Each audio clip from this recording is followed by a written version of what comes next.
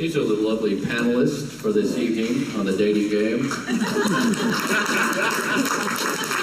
Brian, Adam, Shelly, Sybilla, and Ken. Asking your questions, we'll find out who will be your choice of dates. Remember that game, the dating game? That was a great show. Quality television. I recently found out it was kind of rigged. Can you imagine that? TV rigged? No, man. It's crazy. Okay, here we go. Yes, sir. I'm new to this group. Came out here. My neighbor down this way is Jefferson, and we've been talking about sound. And I heard a lot today about sound. Low frequency sound, knocking people out in one case. And a lot of things, identifying people where they are, all of a sudden, hey, look at that person in the tree stand by sound. Now we already have another mammal out there that does the echolocation and infrasound. Has anybody got any recordings of a broader spectrum than what we have of human speech and human sound that we can hear? A broader spectrum that we could look at and maybe find something more than just what we can hear with our ears, but we know dogs can hear a whole bunch more. We know a lot of other animals can hear a bunch more. But we've been focusing on what we can hear with our ears as opposed to what these things may be doing that we can't hear. Right, that's an excellent question, and the question essentially is, could they be using frequencies that we can't hear, and is there any recording or research into that? That's a great thing, because I always say I think we underestimate nature and the ability of animals, and that's one thing that these creatures could possess. So let's run it down and see if we've got any ideas on it. Well, that is a great question. And my first thought is, or my first statement is in regard to the technology involved in that. So I'm getting a little bit jumbled because I'm thinking ahead. Humans, obviously, we can hear from about 20 hertz to 20,000 hertz an average. That's the average.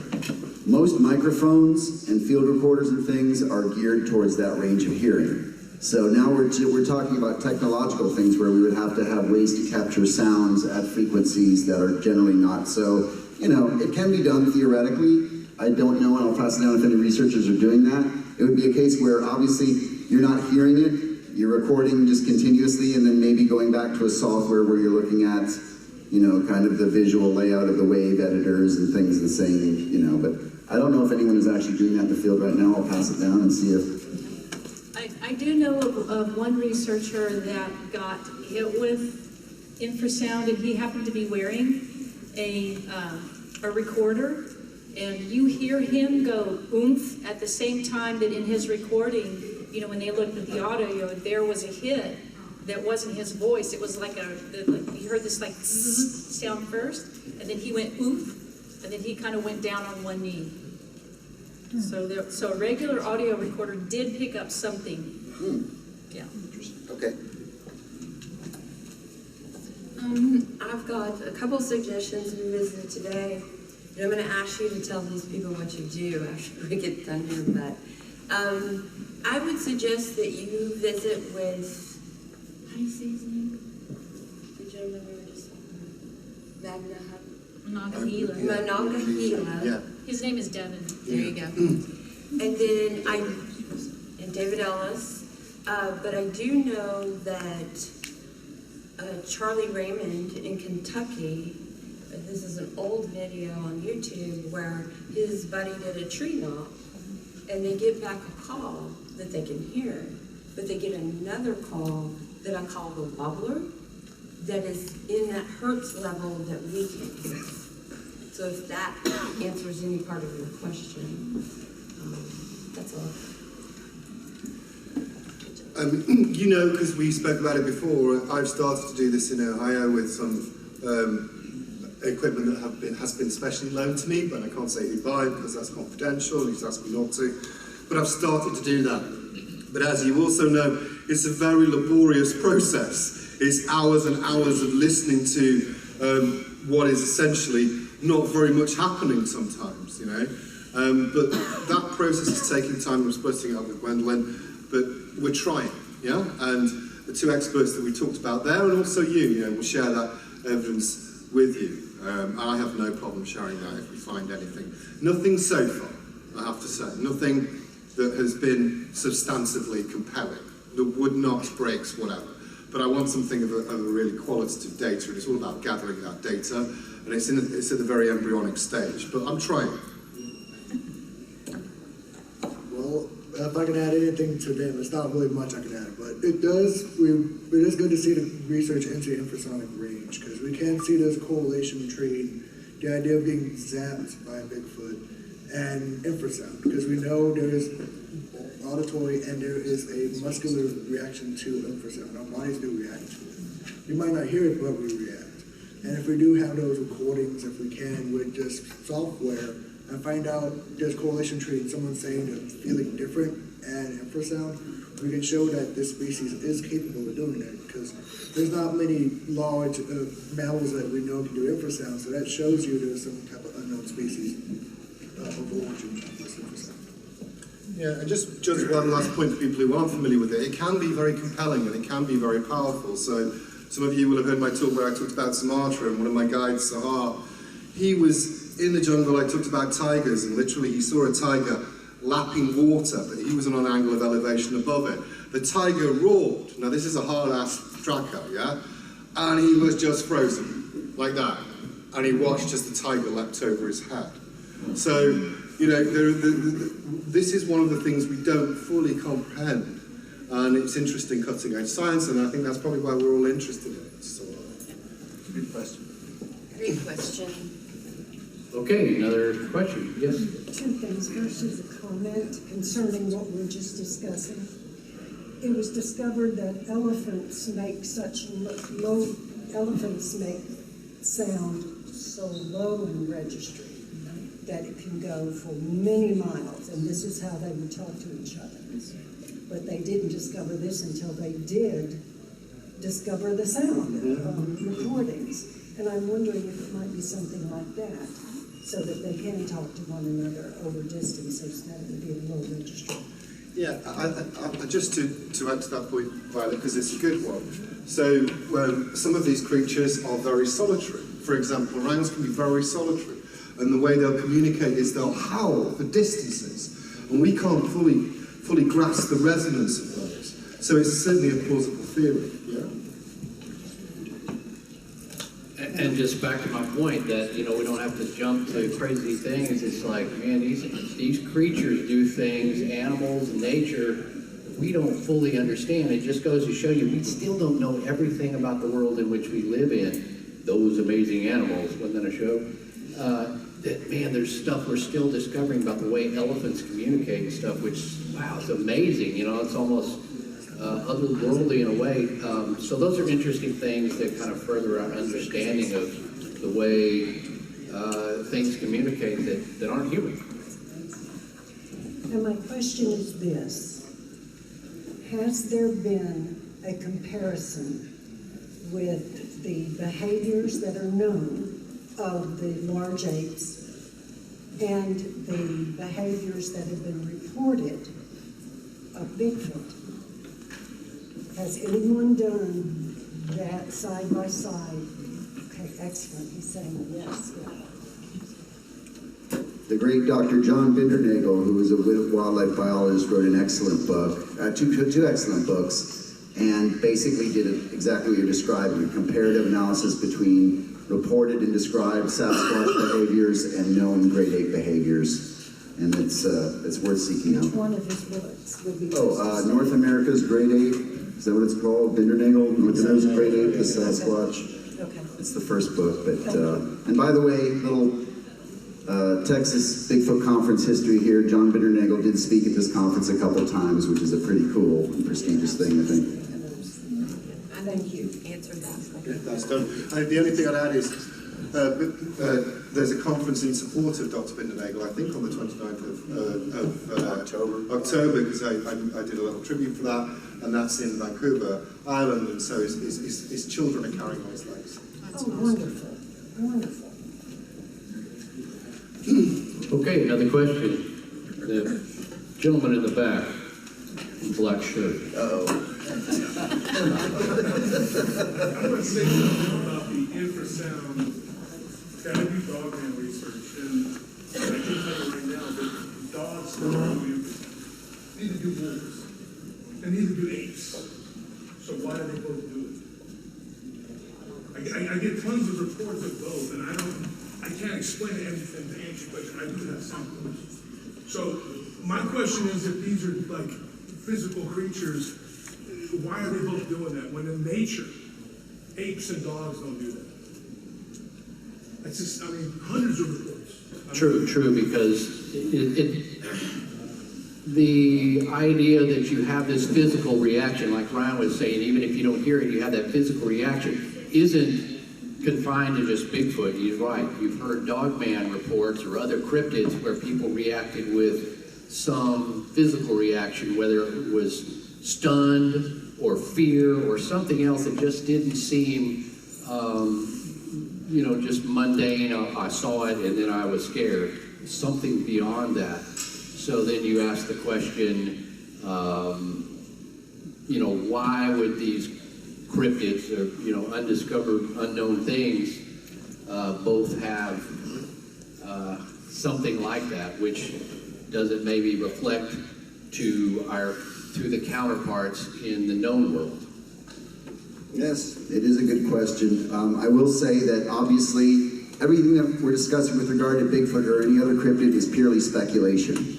So people can allege that infrasound is happening, but there's no evidence that it is. It's just a theory, a hypothesis, and speculation. And I think a lot of this stuff just boils down to interpretation.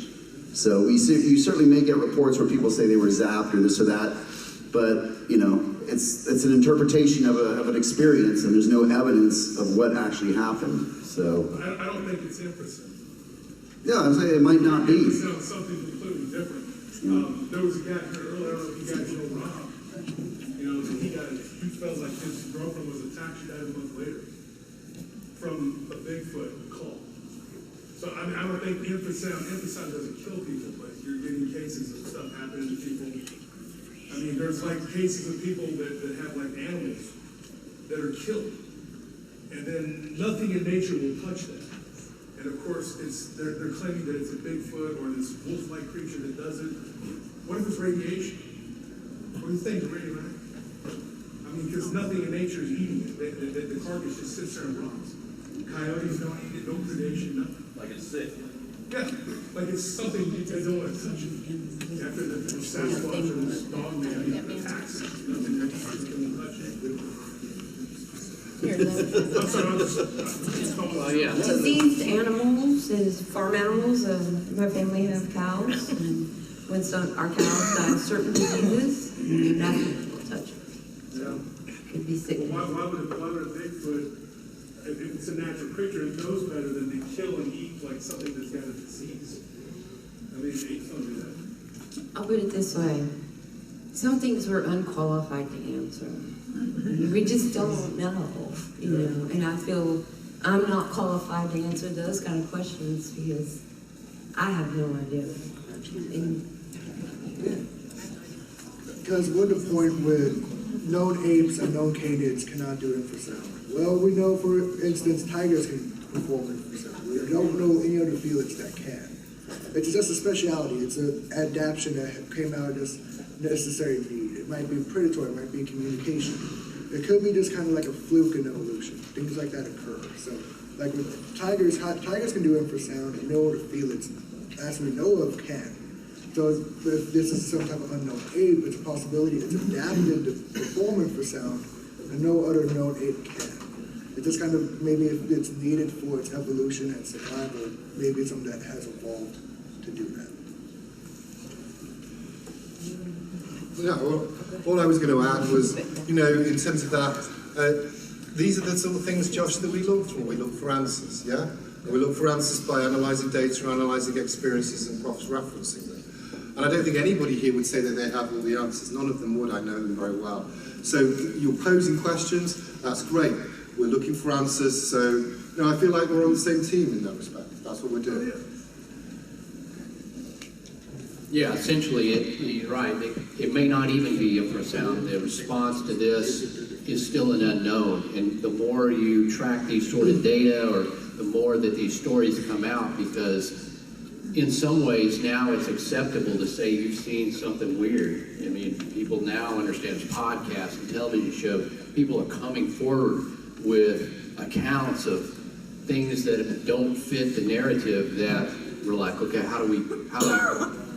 what is the theories on this? We're always still adding to all of this in a way where we're trying to understand multiple layers of strangeness that goes on, and certainly speculation that it's ultrasound or anything else, who knows? So, can I have just one last thing to that? Sorry. Okay, yeah, so all research should, scientifically speaking, be data-driven. And we have different data, and there are many of us that do exchange our evidence and our data. There are other researchers, and a lot of it has to do with your background and perspective. So you may be getting different types of reports that have different types of data than me or Shelly or Adam, any of us. So, the big problem in our field is because it's not well organized. There's a lot of connectivity that's kind of lacking, and so maybe that's part of the problem. all right, let's see. Excuse me.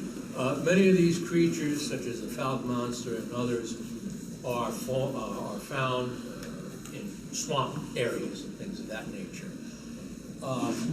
In those swamps, of course, are poisonous reptiles, snakes, alligators, things of that nature. Do you think that, let's say, the falcon monster or anything like that, have maybe built up an immunity if they are bitten by a poisonous snake? I mean, this is the habitat that they're living in.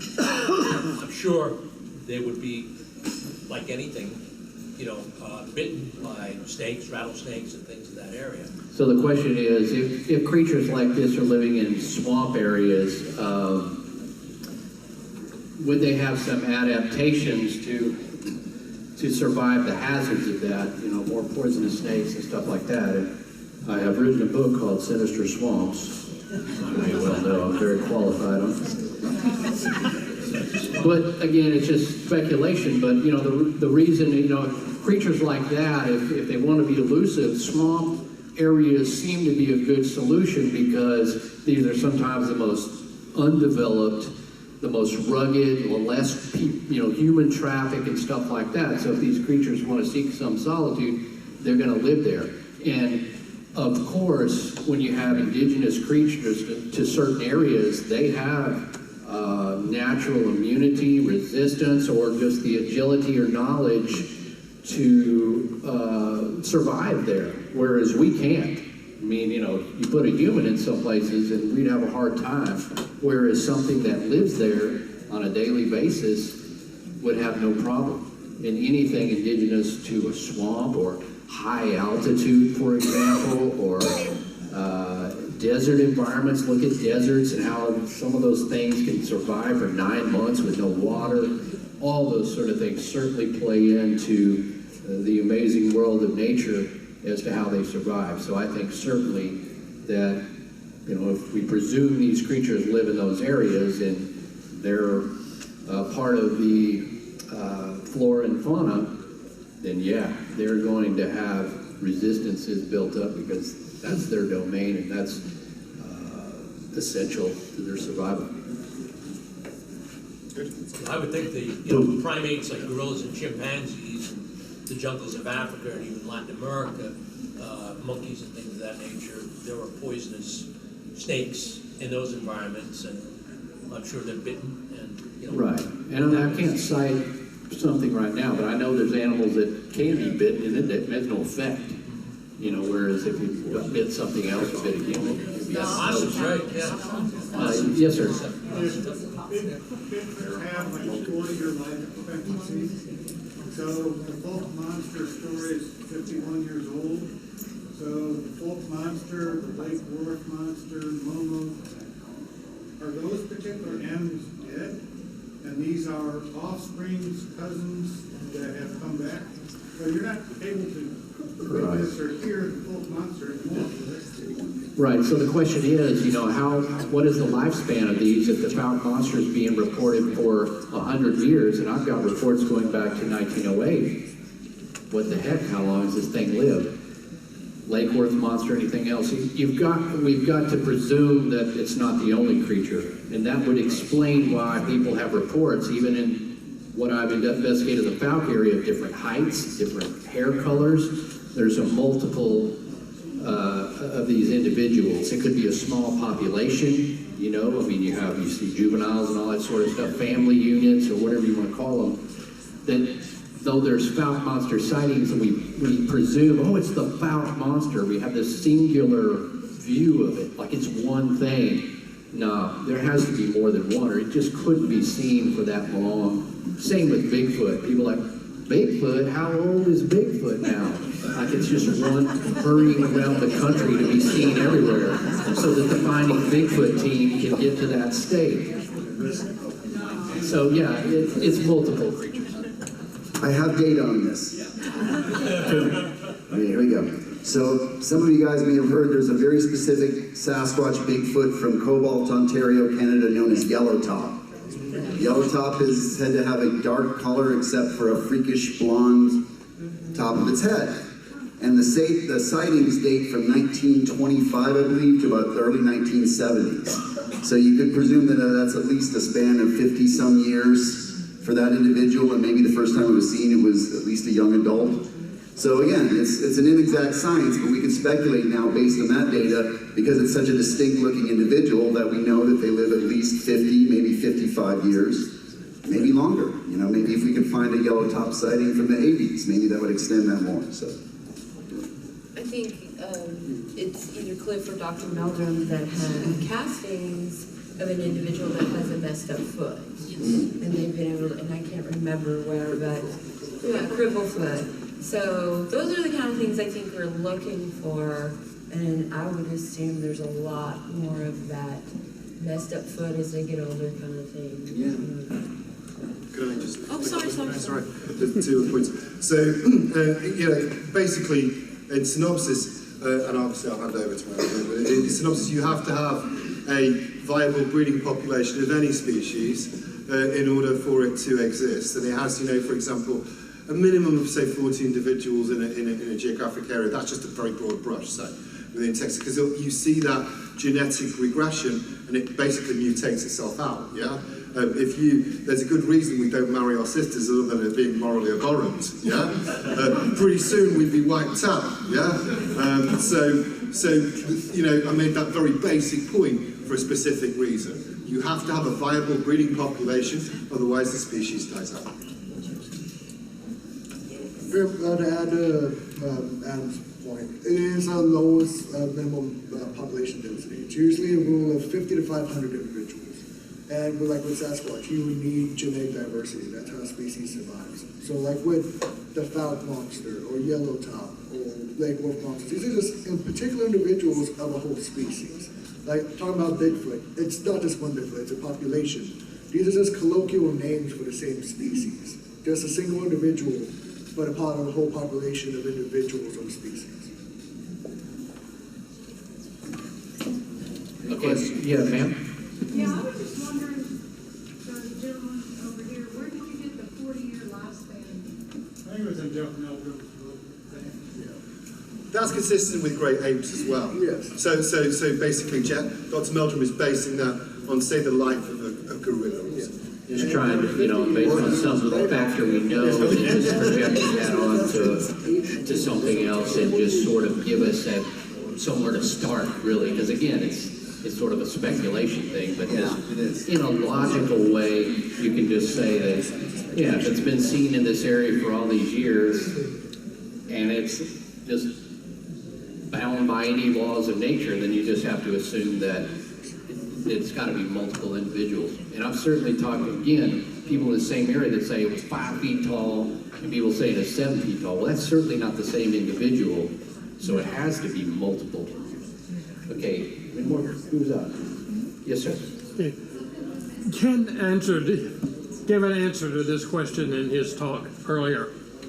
But I was just wondering, do any of you think Bigfoot might be paranormal rather than natural and unknown. So the question here is, do any of us have the opinion that Bigfoot is of a paranormal nature, if you will, Rather than a natural creature rather that we than just don't know. connected to it, nature? Like I said, Ken answered that earlier. Yes, I'll go up on Aper here. Everyone knows Aper. Based on my experience and evidence, no. But I don't speak for every investigator or everyone that's collected data and evidence. But that's what I know of, based on my evidence. Right, what I think. I'm leaning more towards the supernatural. That can also be flesh and blood and not be when they don't want to be. Yeah. I kind of got that from what you said earlier too. I believe they're just so magnificently magic-like, but we don't understand the morphology, maybe. But I lean 100% flesh and blood. Well, I mean, they leave physical traits. If we analyse the evidence, they leave footprints. Yeah, people smell things, people see things. That doesn't mean it's not. I mean, I'm using a broad brush with the term paranormal. So when we talk about paranormal, that really often means to me what we don't yet understand. So let me give you an example, a British example. If I pull out my lighter here and I put it in front of you 1,000 years ago, you would say, "He's a witch, burn him." You might even say that now. I'll say it now. Yeah.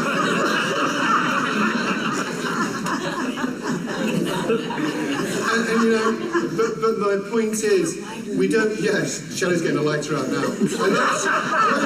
love Shelley, and Shelley loves me before she sets fire to me. The point is, a lot of it is understanding. We progress through our knowledge. We progress through, and the science moves on as we go. Yeah. So I gave an example in my talk, and it was when I did a National Geographic show years ago on. It was called "The Last Living Neanderthals" in Mongolia. TARDIS says, did modern-day humans, Neanderthals, have sex? Well, probably. We're not that discerning sometimes, yeah? Even today, I don't want to carry that point on. But the second, well, you are, of course, you have a beautiful girlfriend. But aside from that, no. But the second point you made, which was relevant, which was like, did humans and Neanderthals have offspring? Well, probably not, is what you said. Now we know that's wrong. And up to 4% of us have Neanderthal DNA, don't we, Ken? Yeah, there you go. So, that's true. Yeah. The point is that science can move on and change. And what we're doing is we're very straight, all of us, because I know everybody well. I met Sybilla obviously just now, but those guys I've known very well. We're just giving our best opinions at the time. But it's not that all of these people are not open to fluidity and persuasion as you move through science, and that's the right approach, yeah? Otherwise, we'd still be burning me for having a lighter, and putting leeches on you for having a cold, yeah? Well, to add it, Adams, science changes. Things that might be seen as paranormal now might be science in 10 years. We don't know for sure. And with Bigfoot, I believe it is primarily it's a physical creature. It's an ape, unknown ape. There might be what we see as paranormal events occurring around it, but in science, correlation does not mean causation. Just because there's two events occurring at the same time doesn't mean they're causing one another. You can stomp your foot and there's thunder. You're not causing that clap of thunder. It's just occurring at the same time. So with these paranormal events that might occur around Sasquatch, we don't know if the Sasquatch is causing it. And in my perspective, in my belief set, I don't believe it is. I believe it's 100% flesh and blood. Okay. Thank you. Cool. What about hominin versus hominin? Brian, we've talked about this. That's a good question. Well, and the bottom line is, what I think over this time is, we certainly, of all people, have to entertain and be open-minded to everything. And what is good is everybody will have an opinion based on what they know. But the one thing I've noticed is that we want people to have an open mind about Bigfoot and what we do, and you're like, how come they're snickering, or like, So we have to extend the same kind of thing, because the more people you talk to and the more opinions, again, like he was saying, we're always kind of evolving in what we think. And I think that's the key, is to never is say, this is something I believe, but I don't know all the answers, and it's certainly my opinion, and we share that information, because we're all zeroing in on sort of trying, what are these things? What are all these things? And so that's the thing I've come, and when you have something that we know is going on, a phenomenon that exists, and we still don't have ultimate answers, that's why you have so many individuals that come forth with their perspectives and their idea of what it could be, because we know that people are seeing these things, right? I think there's no question about that. The question is, what are they? And so we always got to remember that, to be open-minded. And I see a lot of that on Facebook and whatever. I know you're aware of that. No, it's this, it's that. It's like, hey, man, it's totally cool, because this is a crazy investigation and a crazy path we're on. So that's the thing. And the more people I talk to, the more I form ideas about what could this be, So that's the key point here, is that we always got to look at this outside of the proverbial box, and always come at it with another angle. And then when you hear somebody who has a good opinion, give that opinion credit. And that helps everybody in this. And eventually, maybe we'll prove something, maybe we won't. But at the end of the day, you'll feel good because we entertained everybody's perspective. All right, sir. Combining his question over there a little bit with the immunity and stuff, and combining some thoughts back there with Jeff Stewart, I will not do this comment justice by what Jeff thinks, but the swamp aspect and the smell, the stink, the mosquitoes, the snakes. Point is, wallowing in the mud and getting that nastiness, it may not be immunity, but they are so caked potentially with mud and whatever that might give them a barrier, you know what I mean, in the swampy areas, because typically you hear the comments out in the North Pacific and all, it's a very clean looking, okay, but down here it's always nasty. Dude, we're muddy down here and dirty, it's cool. I know, but I'm just What saying, is your question, sir? no, it's not really a question. What do y'all think about the fact that it's not immunity maybe, but Right. maybe Bigfoot is the ultimate Rambo. It can cover itself in mud, it can blend in. Yeah. You know what I'm saying? Like, yes, it can use its environment, and anything that's out there could certainly, that could be why it smells, because it bathed in the swamp, whereas you took a shower. Well, some of the motels have taken a shower in, they get that clean, but generally we take a clean shower and they're not. So that could explain odors and any other bizarreness. So thank you for your input, sir. Yes, sir. I have a question going back to the sound thing. I'm not going to the same place, but commonly we hear about yells and whoops and whistles and that sort of thing. Where do these Sierra sounds fall into that, and why do they seem so far out of the ordinary? Okay, that's a good question. And we talked about sound and potential noises, and of course Bigfoot, whistles and whoops and all this. But something like the Sierra sounds, which if you're familiar with that, is almost like a language, some sort of gibberish. Yeah, that's a good way to put it. So the question is, how does that play into this? Is it a language? And again, speculation. And I've heard that, and it's quite startling and like, I'm not sure how to explain it. I think by listening to the testimony of the guys that were there, that gives that some perspective, because they're like, we were hearing that, because if you just hear the sound with no context, like, well, I don't know, somebody could have made this, manufactured it, but if you take the story of what they're giving us as to where those came from and how they were recorded, it does defy. It doesn't sound like usual animal noises, if you will. It sounds like speech or gibberish, at least something trying to speak. I'll just say that, you know, obviously, again, this is all speculation and a lot of it is interpretation, right? But you can make an argument as a neighbor that primates and hominins and great apes display a wide range and variety of vocalizations. That is a common characteristic of all different primates. They communicate in a number of different ways. But then you go down these rabbit holes with different researchers where we do that kind of high speculation. Well, maybe they mimic other animals. And maybe they can sound like people, and maybe they can do this and that. And again, it's all speculation. But I've heard something that sounded, I won't say exactly like the Sierra sounds, but one of the most convincing vocalizations that I've heard, I would think you could at least put in the context of some of the Sierra sounds. It was kind of a low, grumbling kind of sound. So that's my experience. I have definitely heard what I would call samurai chatter based on what I heard from Ron Moorhead's work. And I've also heard their voices speaking to each other that sound entirely human, but it was a language that my ears have never heard before.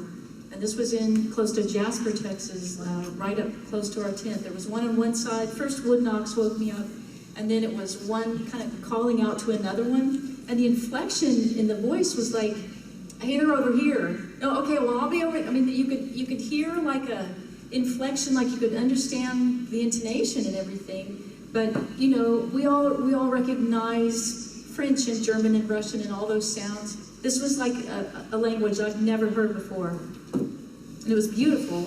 But I don't know what they were saying, but they were talking. Really? No.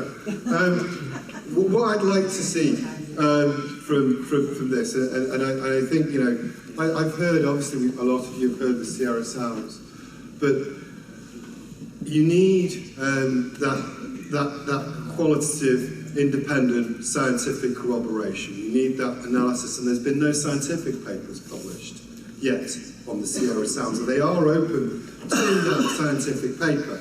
And I think in order for them to get that gravitas, and I'm not doubting people's experiences, I find it interesting. You know, you tell me about your experiences, I'm interested.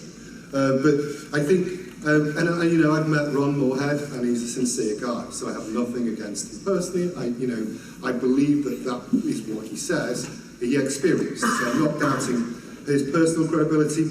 But again, what I'd like to see is people, is it Scott Nelson, the crypto linguist? I'd like to see him publish a scientific paper on it. So in order for him to publish a scientific paper on it, he would need to get that peer reviewed by credible linguists, and that needs to be analysed independently. And as yet, to the best of my knowledge, he hasn't done that. So in order for that to gain that gold standard in science, that's what needs to happen, I think, with the Sierra sounds. Not doubting people's experiences because they're interesting, but in order to get that gold standard, then that needs to happen, I think. We can come back to you, sir, and you can tell us more about it. Yes. So just cooking this up, like, what the idea of like a samurai chatter with Sasquatch? Some people have speculated it might be some type of language, which, of course, no known ape is known to make language. But for a long time, humans, we don't like using human words with non-human primates. Jane Goodall was almost laughed out of academia for using the word culture with chimpanzees. So why not maybe try to use the word language with Sasquatch? We don't know how evolved or adapted they are. All we can do is speculate on this. This is just hypothesizing and theorizing. It's a possibility it might be some type of pseudo-language or the variety of ape sounds that we know known primates can make. Maybe it's a combination of that to them is a language, but to us it's just like the samurai chatter, just gibberish. Maybe it's just the way to communicate, and just to us it might sound like a language, but it's just the way to communicate. We got time for a couple more questions. His comment on what Adam said. Okay, yeah, go ahead. I was in military language for over 20 years, and so I'm used to sound vocalization, trying to pick up what things said, and I'm used to trying to figure out, was that a human? They have used the measurements of dinosaurs and different animals around the world to reverse engineer and figure out the sounds that dinosaurs make, using elephants and alligators and things like that. but they've also taken that back the other way and taken sounds that we hear in the woods and can now figure out approximate size and diameter of esophagus and lung and diaphragm. If they're using a diaphragm, to figure out the size of an animal. And that is software that's out there available today. So you could have noises in the woods, you could have hoots, you could have Sierra sound. If you have that recorded digitally, you can use that to figure out, is this a known animal size? At least not the animal that it is, but what the size is. So esophagus, lungs, and actually the size as many of the vocal cords, how many vocal cords that might have. Yeah, that's super good stuff right there, because we have these sounds that are disconnected from a sighting. So if we could at least narrow it down to say the size of the animal, judging from the sound and the estimate of the size of the vocal cords or whatever. Yeah, that's good stuff. So obviously there's something we should pursue in that realm of sound, which is some really good stuff. Okay, yeah. If we have a recording, figure that, who do we send it to? Him. I would have to. You are now. I do not have the software, but I might be able to find it. And we can always put you in touch with people who can do that. I mean, all of us work with people who are interested in that sphere and spectrum. I mean, you have to be cautious, yeah. I talked in my thing about. Can I just borrow that a second? I talked in my talk about extraordinary claims requiring extraordinary proof. And realistically, a vocalization is not going to be enough to persuade people that Bigfoot exists in a scientific unit. I have to be honest. I like it, but it's not going to be enough. It needs a lot of evidence. But we are all interested in sound to a degree, and we all work with people who can do that. So we can facilitate that. I don't think anybody of us would call us as a sound expert, but we pass it to people who do, yeah. And then the proper way for that to happen in terms of analysis is not to knock that crap on Facebook as soon as you find something, yeah. The thing to do is to get that analysed and then go through that process and see what we can learn from it, yeah. That's just my advice. That's what I'd do if I was you. Need to know where to send it. Yeah, well, Adam. yeah. Well, I do. I've got more interested in sound, but I wanted to give you that note of caution. Yeah, that it's not going to be quite enough. It is going to be interesting. We can do analysis of it, but it's not. You're not going to be. I know it's not an ego thing, but you're not going to be hailed as the Bigfoot discoverer, even if you get something amazing. But I got more interested in sound recently, based on some work I've been doing in Ohio. So there you go. Yeah, sorry, can't intercept. So I just I'll make this real quick, but these are all great questions, but this boils down to application of resources, time, just like everything in life, any endeavor. Yeah. All of us as Bigfoot researchers are self-funded. We are starting to work with scientists in some respects and specialists in different fields, which is awesome. But in terms of scientific proof of Bigfoot, if that's the end game here, then it goes body, bones and teeth, blood and DNA, and then, physical trace evidence, droppings and things, hairs. And then you get down to this level where you're dealing with highly subjective evidence like audio recordings and photographs. And so I don't know if any of us really want to spend a lot of resources into that. In that pursuit. Just a quick comment. One thing, I was speaking with the gentleman in the back today. I've done a lot of audio over the years, and I realized we can't do it all. We just need to find our niche and get really good at it. One thing about audio for me, I've had a lot of recordings where other individuals were hearing interesting things that were 100% pareidolia. Audio, unless you see whatever it is making that sound, is worse than any blurred picture out there. I've seen fire reflect off a lake, a screen wall, up 75 feet, over 500 yards, intra-parabolic, and it sounds like rock clacks. I've seen horse trailers go a quarter mile down the road, hit a certain rock on a certain bridge, because I've been there for 2 months, and it sounds like a call. I've heard owls going into at a specific time of the day because of the temperature through a specific part of a valley, canyon. They sound like one long howl, but it's echoing off of certain areas with a specific type of temperature.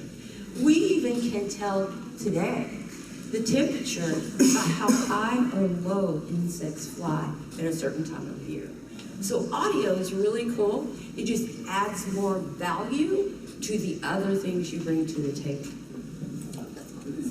So basically, if you think you have a interesting or unique howl or whatever it is, just you could send it to a Bigfoot researcher that you respect or like, and if they can't do something about it, usually we can funnel it around and get you to somebody. So that's the best thing, as opposed, like he said, just posting on Facebook and get 500 wild things. It's circulated around, and we can usually generally send it to somebody who kind of specializes in that, and it may have an outcome, or it may just be, well, it's an unknown, but that's the way to do it. Okay, we got time for one more question from somebody. Someone new. Somebody new. This gentleman right here. Yeah, with the rise of technology, with thermal technology and LiDAR and all those kind of things, and everybody having a high-resolution video camera on it,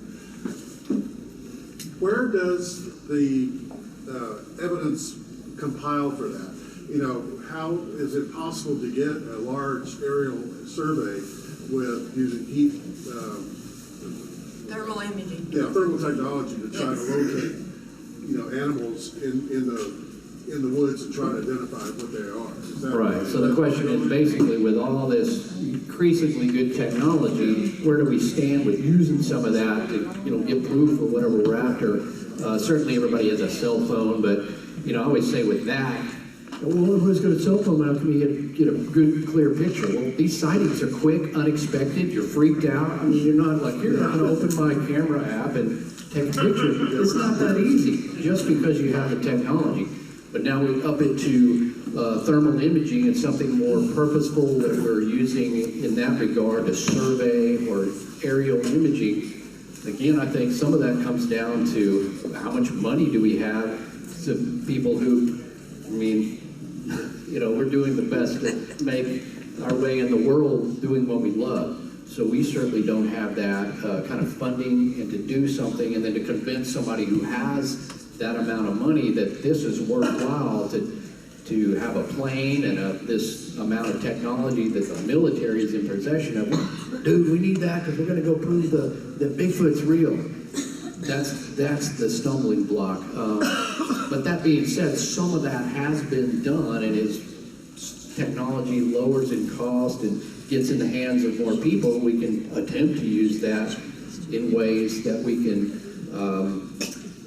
ultimately get some especially with proof. drone technology? Right. So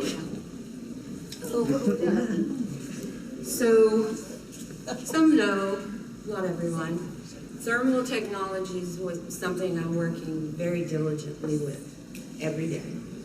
I'm practicing on everything from footprints in snow to chickens making footprints in grass and I can see them immediately.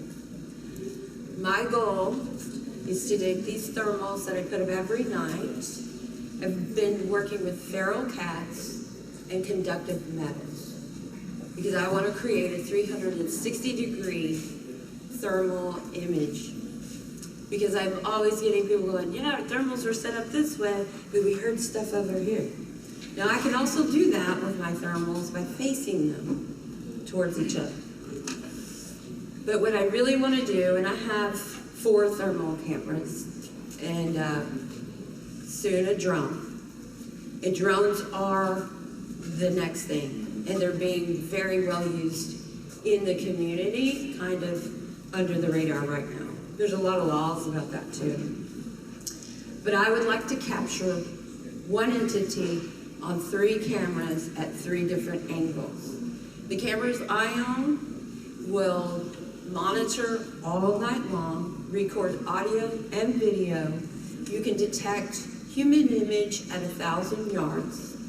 And I set it up with iPads and an app that I can set it to any size animal and it will alert me and record. But I could only imagine that that's not proof.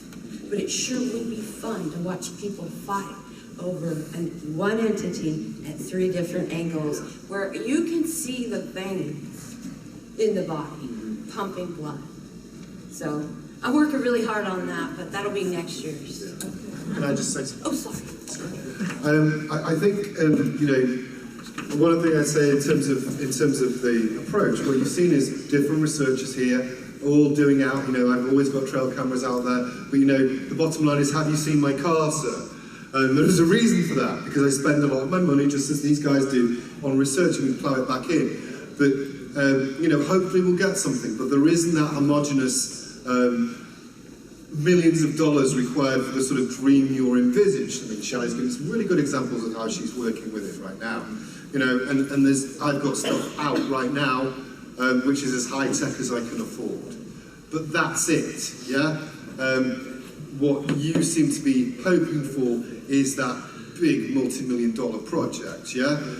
So what I'd say to you is give Elon Musk a call, yeah? He's wasting his money on some other shit. Give him a call, we can do the job for him. Funding needs to be always.